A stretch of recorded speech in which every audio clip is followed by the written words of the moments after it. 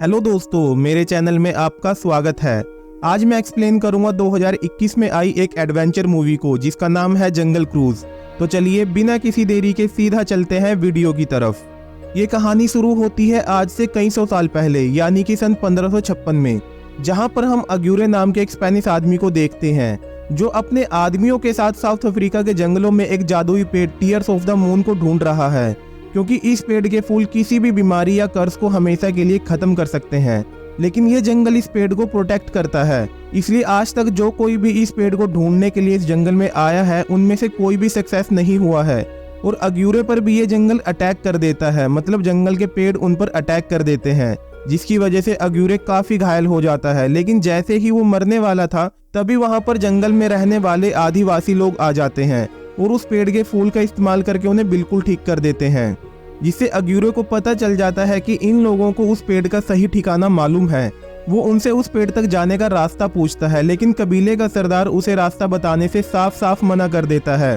दरअसल सरदार के गले में एक लॉकेट होता है जो उस पेड़ तक पहुंचने की चाबी होती है, और अग्यूरे उससे उस चाबी को मांगता है, लेकिन सरदार उसे मना करके वहां से जाने लगता है, जिसकी वजह से अग्यूरे को गुस्सा आ जाता है और वो कबीले में आग लगा देता है और उन सब लोगों को जान से मार देता है।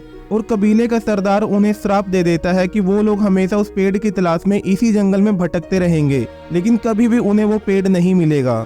और अगर कभी उन्होंने जंगल से बाहर जाने की कोशिश करी और कभी नदी को पार किया तो वो सब पत्थर के बन जाएंगे।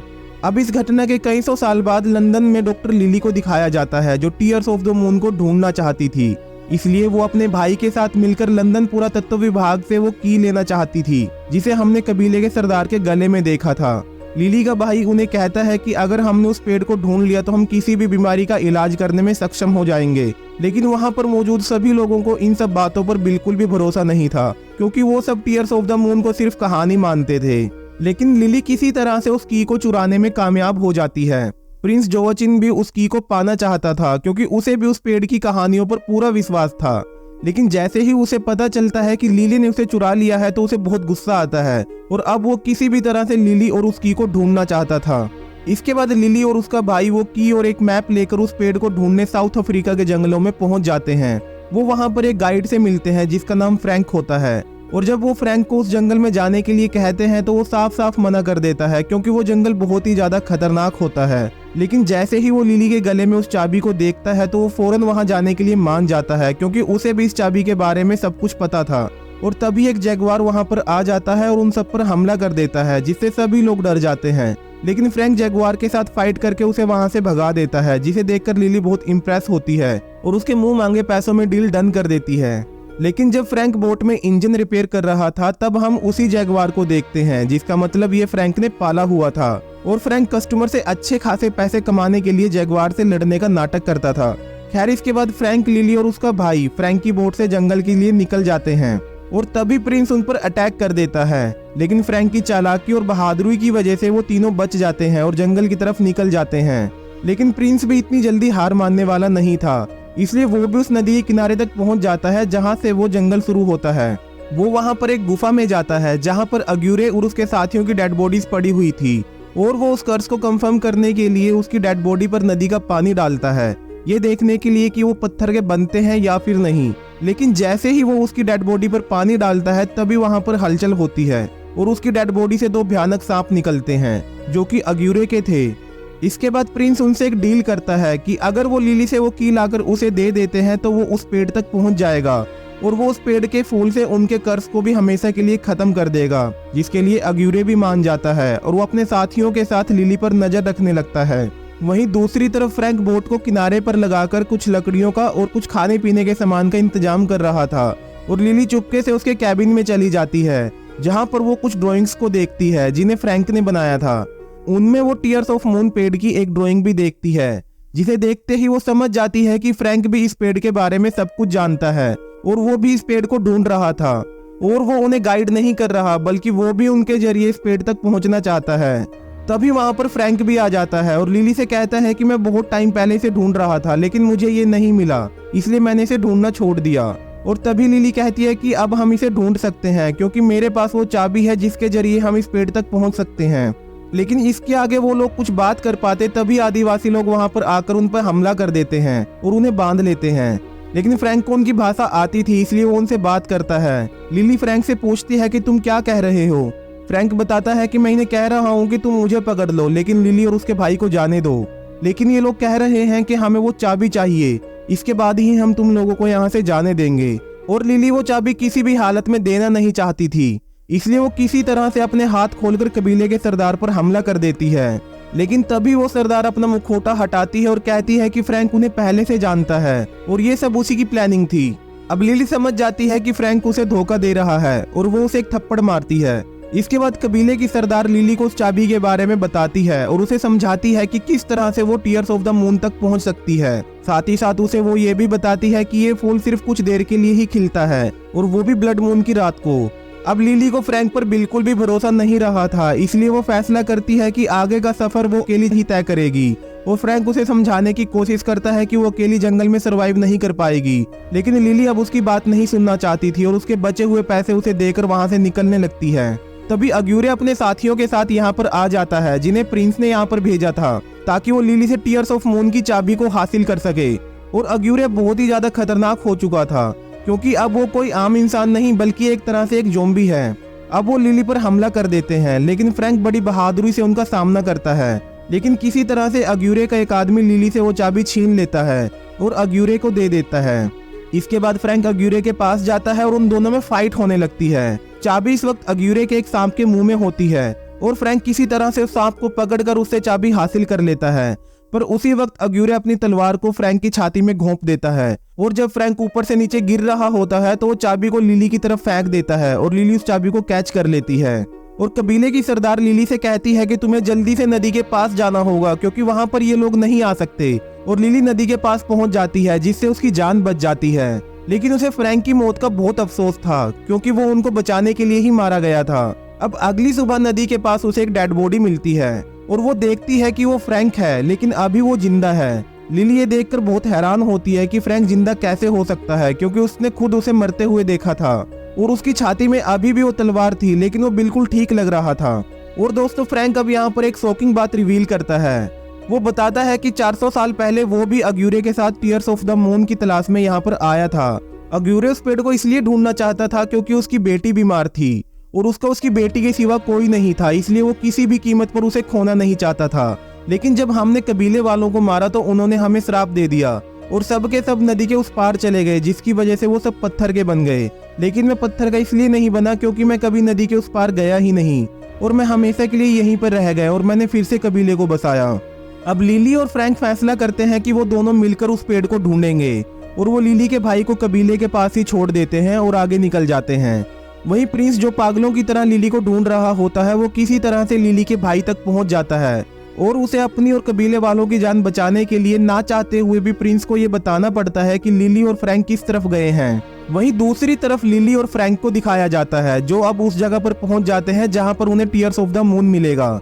लेकिन यहाँ पर उन्हें कहीं भी वो दरवाजा नहीं दिख रहा था जिसकी चाबी लिली के गले में थी।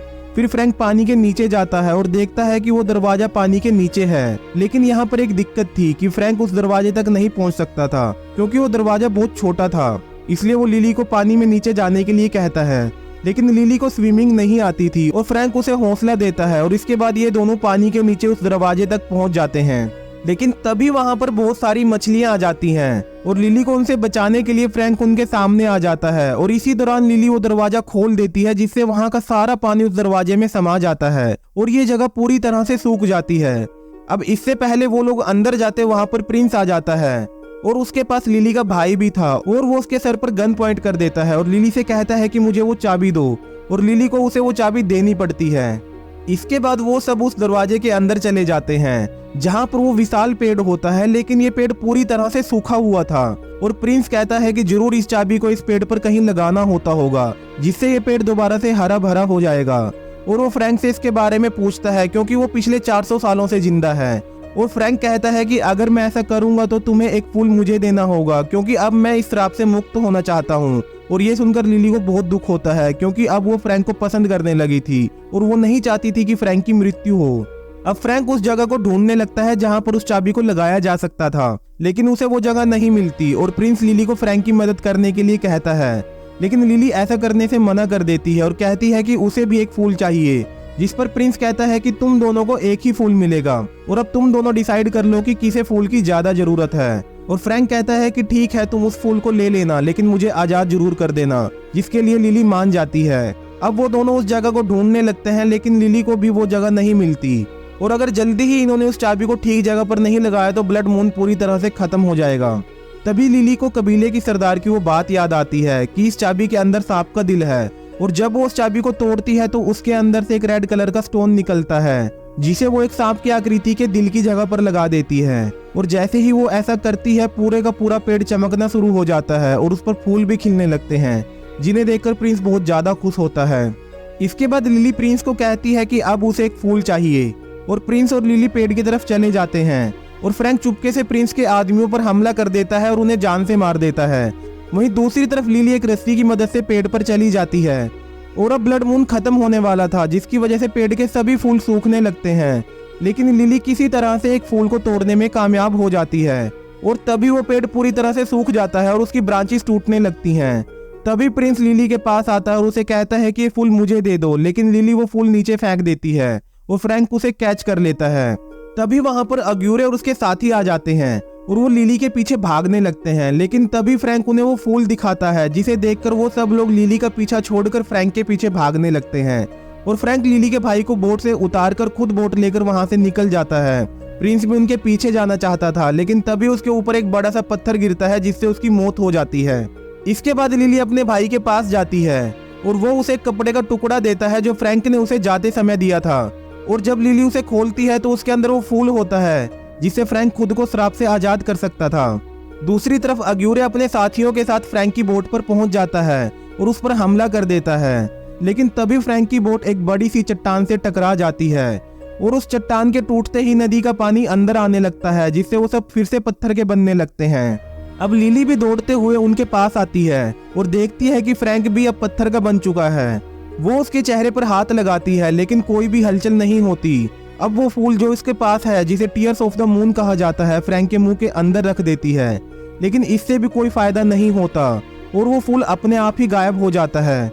लिली और उसका भाई ये देखकर उदास हो जाते हैं और यहाँ से जाने लगते हैं, लेकिन फ्रैंक का जैगुआर वहीं पर बैठकर फ्रैंक की तरफ देखता रहता है और तभी लिली को पीछे से जैगुआर के गुर्राने की आवाज आती है और जब वो पीछे मुड़कर देखते हैं तो फ्रैंक अब फिर से जिंदा हो चुका था, जिसे देखकर लिली बहुत ज्यादा खुश होती है और भागकर फ्रैंक के पास जाती है और देखती है कि उसके शरीर से ब्लड निकल रहा है, जिसका मतलब अब वो एक नॉर्मल इंसान बन चुका है और पूरी तरह से श्राप से मुक्त हो चुका है। और तभी ये लोग देखते हैं कि पेड़ पर अभी भी एक फूल बाकी है, जिसे लिली तोड़ लेती है और अब ये तीनों इंग्लैंड वापस आ जाते हैं और लिली उस फूल से बहुत सारी मेडिसिन बनाती है, जिससे वो और उसका भाई पूरी दुनिया में फेमस हो जाते हैं। मूवी की एंडिंग में हम देखते हैं कि लिली अब फ्रैंक को नई दुनिया के तौर तरीके सिखा रही है कि किस तरह से इस मॉडर्न दुनिया में रहा जाता है और इसी के साथ ये मूवी यहीं पर खत्म हो जाती है। तो दोस्तों, ये थी जंगल क्रूज मूवी की कहानी। उम्मीद करता हूँ आपको पसंद आई होगी। अगर पसंद आई है तो वीडियो को लाइक करें और कमेंट करके ये जरूर बताएं कि आप इस तरह की एडवेंचर मूवीज की भी एक्सप्लेनेशन वीडियो देखना चाहते हैं या फिर नहीं। और साथ ही साथ चैनल को सब्सक्राइब करना और बेल आइकन को दबाना बिल्कुल ना भूलें। तो चलिए मिलते हैं अगली वीडियो में एक नई कहानी के साथ। तब तक के लिए बाय बाय।